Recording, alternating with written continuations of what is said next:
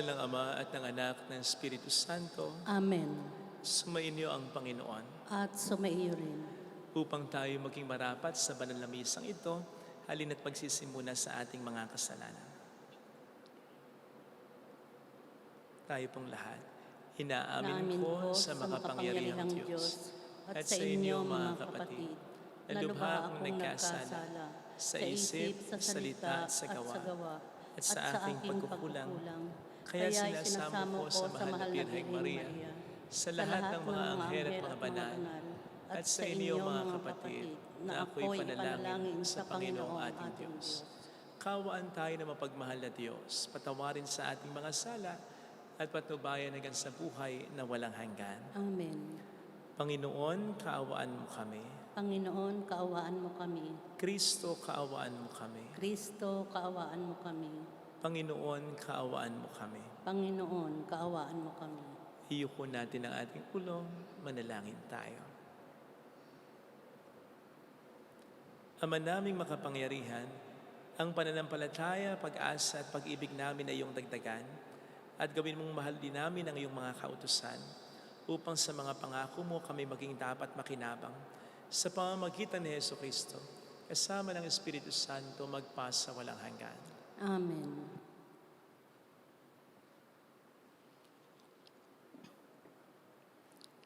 Ang salita ng Diyos mula sa sulat ni Apostol San Pablo sa mga taga-Efeso. Sa wakas, magpakatibay kayo sa pamamagitan ng inyong pakikipag-isa sa Panginoon at sa tulong ng dakilang kapangyarihan niya. Isuot ninyo ang baluting kaloob ng Diyos upang mapaglabanan ninyo ang mga lalang ng Diablo. Sapagkat ang kalaban natin hindi mga tao, kundi mga pinuno, may makapangyarihan at mga tagapamahala ng kadilimang namamayani sa sanlibutang ito. Ang mga hukbong espiritual ng kasamaan sa himpapawid, kaya't isuot ninyo ang baluting mula sa Diyos. Sa gayon, makatatagal kayo sa pakikipaglaban pagdating ng masamang araw na iyon. At pagkatapos ng inyong pakikipaglaban, ay matatag pa rin kayong nakatayo. Kaya't maging handa kayo, gawin ninyong bigkis ang katotohanan, itakip sa dibdib ang baluti ng pagkamatuwid, at isuot ang panyapak ng pagiging handa sa pangangaral ng mabuting balita ng pakikipagsundo sa Diyos. Taglayin ninyong lagi ang kalasag ng pananalig kay Kristo, bilang pananggat pamatay sa lahat ng nagliliyab ng palaso ng masama. Isuot ninyo ang helmet ng kaligtasan at kunin ninyo ang tabak na kaloob ng Espiritu. Sa makatuwid, ang salita ng Diyos. Ang lahat ng ito ay gawin ninyo sa pamamagitan ng mga panalangin at pagsamo. Manalangin kayo sa lahat ng pagkakataon sa patnubay ng Espiritu. Kaya't lagi kayong maging handa at patuloy na manalangin para sa lahat ng hinirang ng Diyos. Ipanalangin din ninyong ako'y pagkalooban ng wastong pananalita upang buong tapang kong mahipayag ang hiwaga ng mabuting balita. Dahil sa mabuting balitang ito, ako'y sinugo at ngayoy natatanikalaan. Kaya't ipanalangin ninyong maipahayag ko ito ng buong tapang, gaya ng nararapat. Ang salita ng Diyos. Salamat sa Diyos. Ang poon ay papurihan, siya ang aking sanggalang. Ang poon ay papurihan, siya ang aking sanggalang. Purihin ang poon na aking sanggalang. Sa pakikibaka ako ay sinanay. Inihanda ako upang makilaban. Ang poon ay papurihan, siya ang aking sanggalang. Matibay kong muog at tagapagligtas, at aking tahanang hindi matitinag. Tagapagligtas kong pinagtitiwalaan, nilulupig niya ang sakop kong bayan. Ang poon ay papurihan, siya ang aking sanggalang. O Diyos, may awitin akong bagong-bago, Alpa'y tutugtugin at aawit ako. Tagumpay ng hari ay iyong kaloob, at iniligtas mo si David mong lingkod. Ang poon ay papurihan, siya ang aking sanggalang.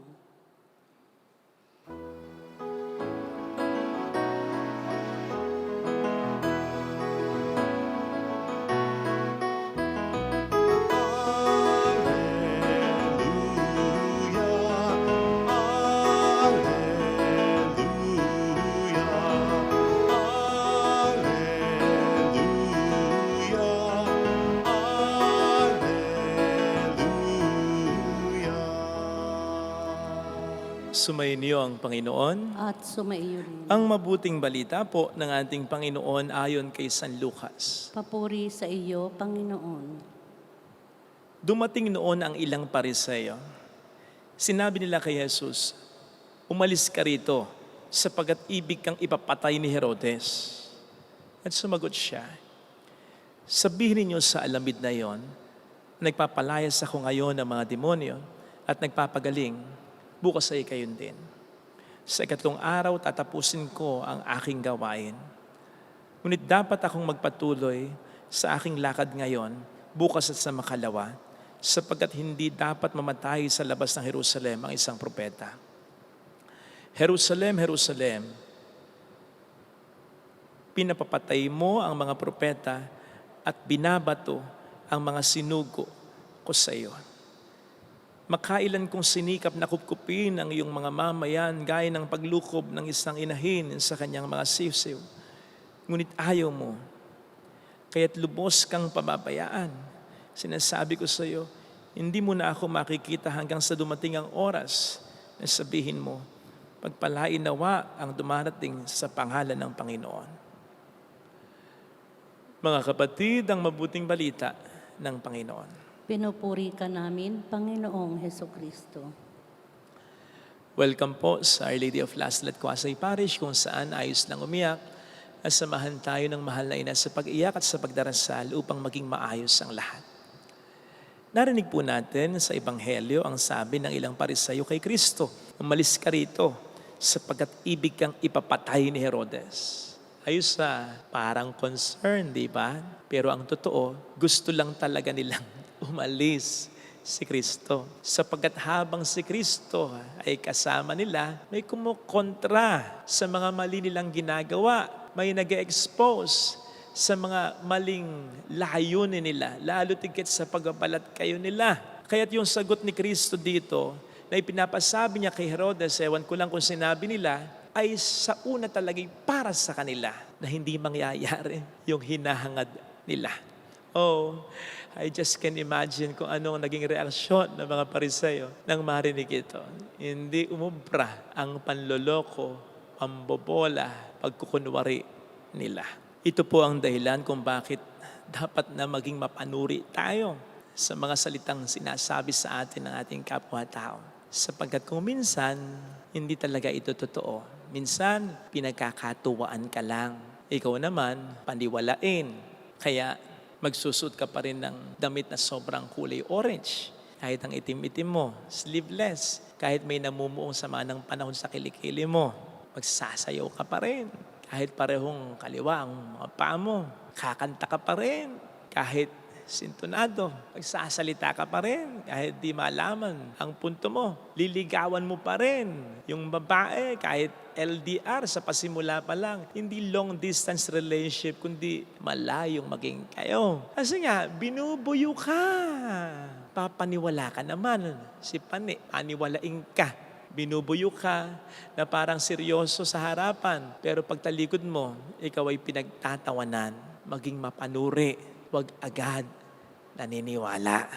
Kung minsan naman, totoo talaga yung sinasabi. Katulad sa Ebanghelyo ngayon, totoo namang nanganganib ang buhay ni Kristo. Totoo yung sinabi ng mga Pariseo, pero kaya nila sinabi yon ay sapagkat may hidden agenda sila. Same thing, kung minsan sasabihin, magaling ka, mabait ka, gwapo ka, maganda ka. Natotoo naman talaga. Kaya naman nila pinaulit-ulit yun sa'yo ay dahil may hidden agenda ang mga ito. Dahil may hihilingin sila, magpapaalam sila, may nagawa silang kasalanan, o kaya meron silang project o gustong mangyari at ikaw ay gusto nilang isali. Halimbawa po, dati may nag-interview sa akin na pinaunlakan ko naman only to find out na ito palang interviewing ito ay gagamitin nila to justify yung mga occult practices nila. Mayroon din sa akin nagbigay minsan ng sabon, yung isang binigay bagong, yung isa naman lechon manok. Tapos re-request bigla ng picture habang hawak-hawak ko daw sana yung bigay nila. Ayun, may pa-thumbs up pa, promotion pala. Kaya maging mapanuri po tayo para hindi tayo basta maloko. Sabi ng iba, wag daw tayong matakot maloko. Lalong-lalo na sa paggawa ng kabutihan. Halimbawa na lang, tumulong ka pero yung tinulungan mo pala, ang loloko lang. O kaya yung ibinigay mo pala, pinang bisyo lang, pinang sugal lang, pinang drugs lang. Hindi na daw natin sagutin yon. Sagutin na sa Diyos na nanloko sa atin yon. Okay, nandun na ako. Pero huwag po natin kalimutan na sinabi rin mismo ng ating Panginoong Hesukristo sa Mateo 10:16 na maging matalino rin tayo tulad ng ahas. Hindi lang tayo maging maamo tulad ng kalapate, kundi maging matalino rin tayo tulad ng ahas. Kasi ang kabaitan, ang kabutihan, hindi dapat maging katangahan. Wala nang bubuti pa, wala nang babait pa kay Kristo. Pero kailanman, hindi siya nagpaisa, hindi siya nagpaabuso, hindi siya nagpaloko. Hindi nga ba't sa maraming pagkakataon, chinecheck muna niya kung yung humihingi ng kagalingan o ng tulong sa kanya ay sumasampalataya bang talaga. Halimbawa, hindi siya nagpaunlak na gumawa ng himala, kahit kayang-kaya naman niya. Kapag nasa-sense niyang sinusubok, iniisahan, niloloko lang siya. Ganun sana sapagkat sabi nga natin, walang manloloko kung walang magpapaloko. Kaya sa kabilang banda, maraming nanloloko dahil marami ang nagpapaloko. Marami ang hindi nagiging mapanuri. Marami ang madaling maloko. Huwag sanang ganito. Narinig po natin sa ating unang pagbasa, ang sabi sa atin ni San Pablo na isuot daw natin ang baluti ng Diyos, the armor of God. At isa nga po sa parte ng armor na ito ay yung tinatawag niyang bigkis ng katotohanan na dapat ay lagi nating suot pangontra sa diablo. Maliwanag ang sinasabi ng ating Panginoon Jesucristo sa Juan 8:34. Ang demonyo, ang ama ng kasinungalingan. Yan ang kanyang pinaka-nature, pinakakalikasan, which basically means lahat ng tukso ng diablo ay may bahid ng kasinungalingan. And so imagine kung ano yung advantage na magkakaroon tayo sa diablo kung magiging mapanuri lamang tayo, kung mamumuhay lang tayo lagi sa totoo, may edge na agad tayo sa demonyo. Kaya sana sa misang ito, pagdasal natin na maging mapanuri tayo tulad ni Kristo. Bagay na mangyayari lamang kung tulad din niya ay mamumuhay tayo sa katotohanan. Mahirap malaman ang kasinungalingan kung hindi tayo mamumuhay sa katotohanan. Kaya lagi nating suot, sabi nga ni San Pablo, ang bigkis ng katotohanan. Let us always pray, read the Bible, reflect on it, sa buhay ang Biblia, ang aral ni Kristo, live a truthful life, be with truthful people. Sa gayon, hindi mahirapan ng Panginoon na gabayan tayo sapagkat sabi nga niya, di ba, nakikilala at sinusunod ng kanyang mga tupa ang tinig niya. Huwag nawa tayong makinig sa tinig ng iba. Ito sanang hilingin nating biyaya sa ating banal na misa. Lagay natin ang ating kanang kamay sa tapat ng ating puso.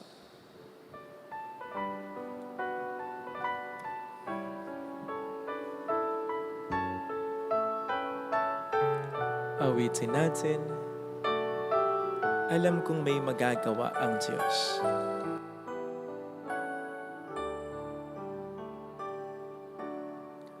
Alam kong may magagawa ang Diyos. Alam kong may magagawa ang Diyos. Alam kong may magagawa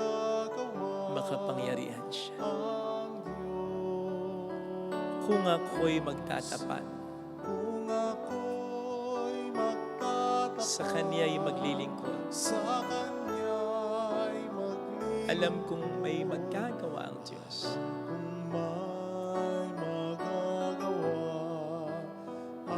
Alam kong diringgin ng Diyos ang sampo ko, Alam kong sapagkat mahal niya ako. diringgin ng Diyos ang samo ko. Alam kong diringgin ng Diyos ang sampo ko, Alam kong diringgin ng sapagkat Diyos alam niya ang ang pinagdaraanan. samo ko. Kung ako'y magtatapat, Kung ako'y magtatapat, sa Kanya'y maglilingkod. sa Kanya'y maglilingkod, Alam kong diringgin ng Diyos ang sampo ko. diringgin ng Diyos ang Bigyan natin ang ating mga mata. Panginoon, patawad sa mga pagkakataong hindi Ikaw ang pinakikinggan namin, kundi ang impluwensya ng mundo, ang kasinungalingan ng Diablo. Maraming beses nang nangyayari ito, hindi pa rin kami nadadala. Salamat, Panginoon, at hindi mo kami pinababayaan. Pinaparealize mo pa rin sa amin na kami napaglinlangan. Tulungan mo po kami na mamuhay ng lagi sa katotohanan, na tanggapin namin ang iyong aral, tanggapin namin ang iyong gusto, at hindi namin ipagpilitan ang hindi naaayon sa iyong kalooban. Alleluia! Alleluia! Purihin ang Diyos. Alleluia! Pasalamatan siya. Siya ay muling babalik sa atin. Hindi niya tayo iiwan, hindi niya tayo pababayaan. Paniwalaan mo yan. Alleluia! Purihin ang Diyos. Alleluia! Sa takdang panahon, babalik ang Panginoon upang tayo ay tapat siya sa kaniyang mga pangako sa atin. Sabihin mo sa iyo, mayroong magandang mangyayari sa iyo. Ipasa inaasahan mo sapagkat mahal ka ng Diyos, makakapal. Kung lalapit ka kay Jesus, maaaring matagal, maaaring mahirap, pero magiging maayos din ang lahat. Ang katotohanan ng pagmamahal ng Diyos sa iyo ay mangingibaba. Mayroong magandang mangyayari sa iyo. Sana'y mamuhay ka lang sa katotohanan ng Kaniyang awa at pagmamahal. Lalapit kay Jesus.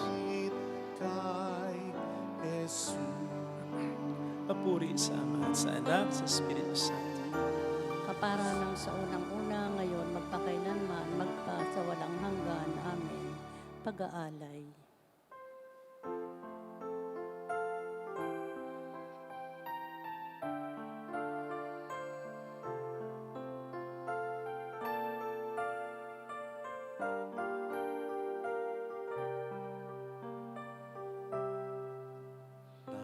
Nahayag ang iyong kadakilan sa tinapay at alak na laan. Patikim ng dulot mong kaligtasan, halik ng langit sa amin iyong sambayanan. Ang iyong katawan ay inihain upang kami ay makapiling. Pagliligtas mo ngayon inaalala, pasasalamat sa iyong dambana.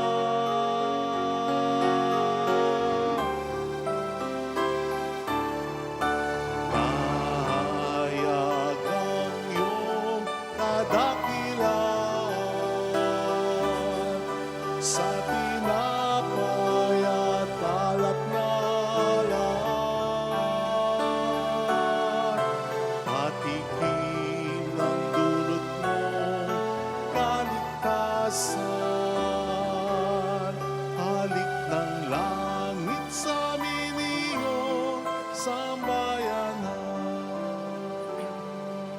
Manalangin tayo, pang ating handog ay maging kalugod-lugod sa Diyos amang makapangyarihan. Tanggapin nawa ng Panginoon itong paghahain sa iyong mga kamay, sa kapurihan niya at karangalan, sa ating kapakinabangan at sa buong sambayanan niyang banal. Ama naming lumikha, tunghayan mo ang mga alay na aming iniahain sa iyong kadakilaan upang ang paglilingkod na aming ginagampanan ay humantong sa iyo, lalong ikadarangal sa pamamagitan ni Jesucristo. Kasamang Espiritu Santo magpas sa walang hanggan. Amen. Sumainyo po ang Panginoon. At sumaiyo rin. Itaas sa Diyos ang inyong puso at diwa. Itinaas na namin sa Panginoon. Pasalamatan ng Panginoong ating Diyos. Marapat na siya ay pasalamatan. Ama naming makapangyarihan, tunay ngang marapat na ikaw ay pasalamatan. Pinagbibigyan mong ito'y aming maihayag kahit na ito'y walang anumang maidaragdag sa kadakilaang sa iyo ay likas. Sa pagupuri namin ang nakikinabang ay kami ring iyong pinakikiharapan sa pamamagitan ng iyong anak na minamahal. Kaya kaisa ng mga anghel na nagsisiawit ng papuri sa iyo ng walang humpay sa kalangitan, kami nagbubunyi sa iyong kadakilaan. Santo, Santo, Santo, Panginoong Diyos ng mga hukbo, napupuno ang langit at lupa ng kadakilaan mo. O sana sa kaitaasan, pinagpala ang naparirito sa ngalan ng Panginoon. O sana sa kaitaasan. Ama naming banal, ikaw po ang bukal ng tanang kabanalan, kaya't sa pamamagitan po ng iyong Espiritu gawin mong banal, ang mga kaloob na ito pang para sa amin ay maging katawan at dugo ng iyong anak na aming Panginoong Jesucristo. Bago niya pinagtiis ang kusang loob na maging handog, hinawakan niya ang tinapay, pinasalamatan kaniya, pinaghati-hati niya iyon. Niabot sa kaniyang mga alagad at sinabi, tanggapin ninyong lahat ito at kanin. Ito ang aking katawan na ihahandog para sa inyo.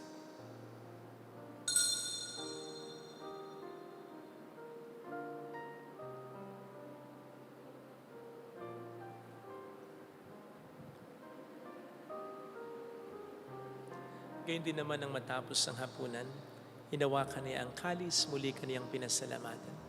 Inibot niya ang kalis sa kaniyang mga alagad at sinabi, tanggapin ninyong lahat ito at inumin. Ito ang kalis ng aking dugo ng bago't walang hanggang tipan. Ang aking dugo na ibubuhos para sa inyo at para sa lahat. Sa ikapagkapatawad ng mga kasalanan, gawin niyo ito sa pag-alala sa akin.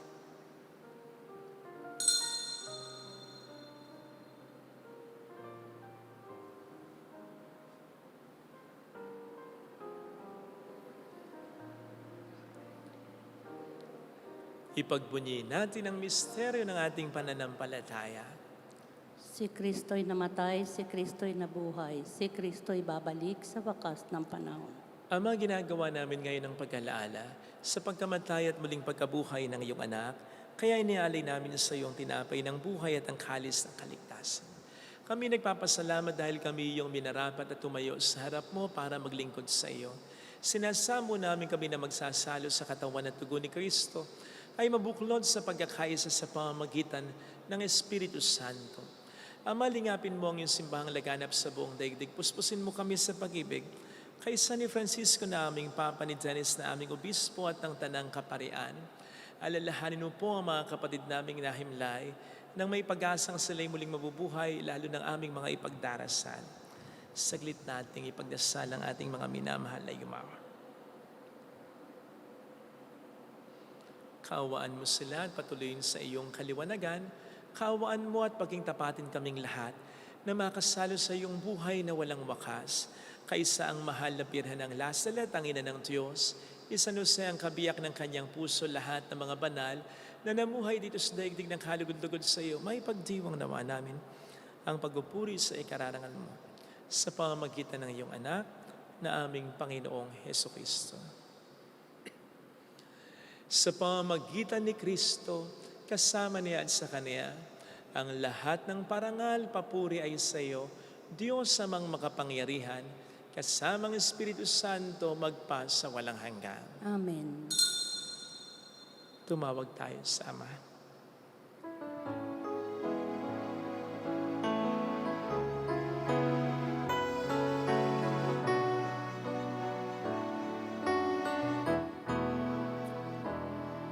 Ama namin, sumasalangit ka, sambahin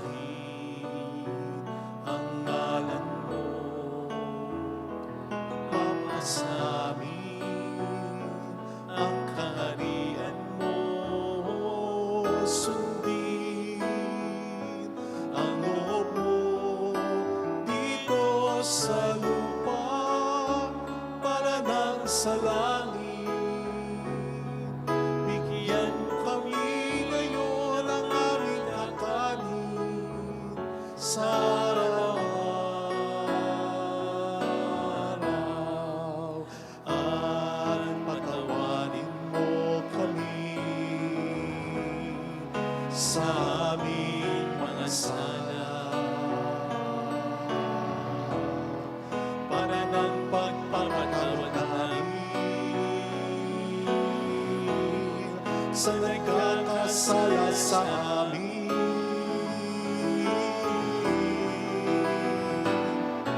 At wag mo kami ipaintulot sa tukso at iadya mo kami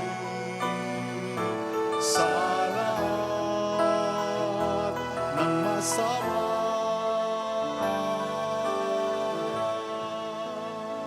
Niling namin kami adya sa lahat ng masama, pagkalooban ng kapayapaan na araw-araw, iligtas sa kasalanan sa kapahamakan sa mga seryosong karamdaman, samantalang aming pinaghahandaan ang dakilang araw ng pagpapahayag ng tagapagligtas naming si Heso Kristo. Sapagkat iyo ang kaharian, ang kapangyarihan at ang kapurihan magpakailanman. Amen. Panginoong Heso Kristo, sinabi mo noon, sinasabi mo rin sa amin ngayon, kapayapaan ang iniiwan ko sa inyo, ang aking kapayapaan ang ibinibigay ko. Tunghayin mo ng aming pananampalataya, huwag ang aming pagkakasala. Pagkalooban mo kami ng kapayapaan at pagkakaysa ayon sa iyong kalooban, kasama ang Espiritu Santo magpasa walang hanggan. Amen. Ang kapayapaan ng Panginoon ay sumainyo nawang lahat. At sumaiyo rin. Magbigayan tayo ng kapayapaan sa isa't isa. Kapayapaan po.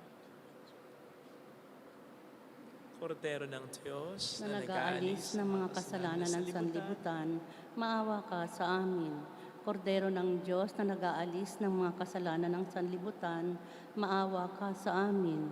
Kordero ng Diyos na nag-aalis ng mga kasalanan ng sanlibutan, ipagkaloob mo sa amin ang kapayapaan.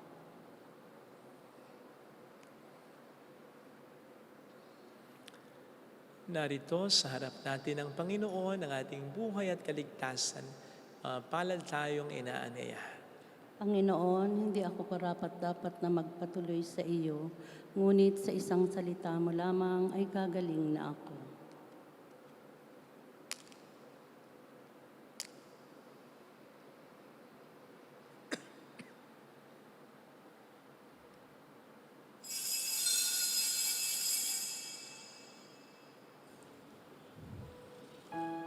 Panalangin para sa espiritual na pakikinabang. Panginoong Hesus, ako ay naniniwala na ikaw ay nasa kabanal-banalang sakramento. Iniibig kita ng higit sa lahat at ninanasa kong tanggapin ka sa aking kaluluwa. Sapagkat sa mga sandaling ito, hindi kita matatanggap sa sakramento. Tumuloy ka sa espiritu sa aking puso. Niyayakap kita na parabang naririto ka na. Inaalay ko ng buong buo ang aking sarili sa iyo. Huwag mong hayaang mawalay ako sa iyo. Amen.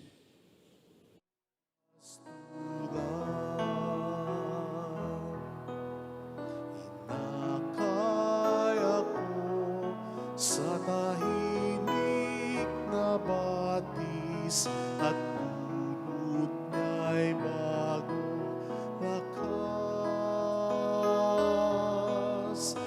Tapat sa pangakong ako'y sasamahan niya sa tuwid na landas. Ang Panginoon ang aking pastor, hindi ako magkukulang. Ako ay kanyang pinagpapala.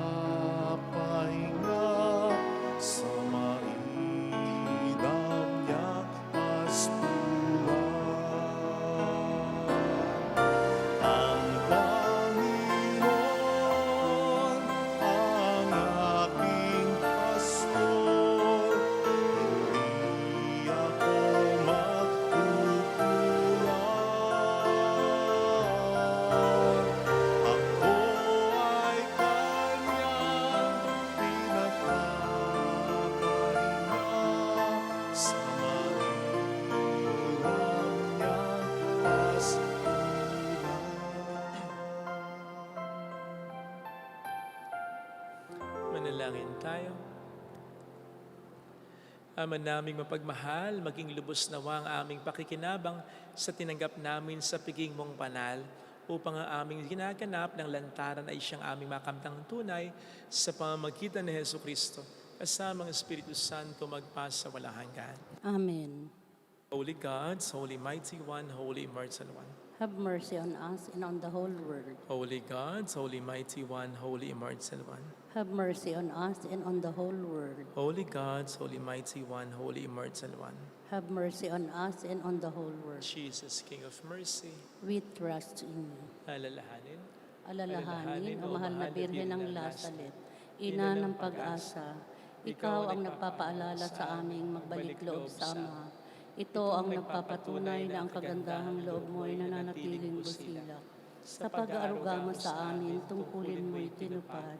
Sa paanan ni Kristo'y itinuring mo kaming mga tunay mong anak. Kaya ninais mong mingisay huwag mapahamak. Maging sa iyong walang tigil na pananalangin, pati luhay pumatak. Huwag namang mawala ng saysay ang iyong paghihirap. Hiling nawa namin sa iyo, o aming inang biyag, na matapos ang pakikibaka namin sa mundong ito at sa pananatili naming tapat kay Kristo. Sa kapurihan mo'y makibahagi kaming ganap, upang kung nasaan ka ngayon ay maparoon din kaming lahat. At ang kaganapan ng kaluwalhatian ng Diyos Amay tuluyang matupad siya nawa. Mahal na Birhen ng Lasalet, tagapagkasundo ng mga makasalanan. Panalangin mong walang patid, kaming mga dumudulog sa iyo. Maraming salamat po sa inyong pakikisa at sa inyong mga tulong. Marami pong salamat. Sumainyo ang Panginoon. At sumaiyo rin. Palain kayo kasama ang ating pamilya na mapagmahal na Diyos, ng Ama at ng Anak at ng Espiritu Santo. Amen. Mayo tayo sa kapayapaan ni Kristo. Salamat sa Diyos. Salamat din po.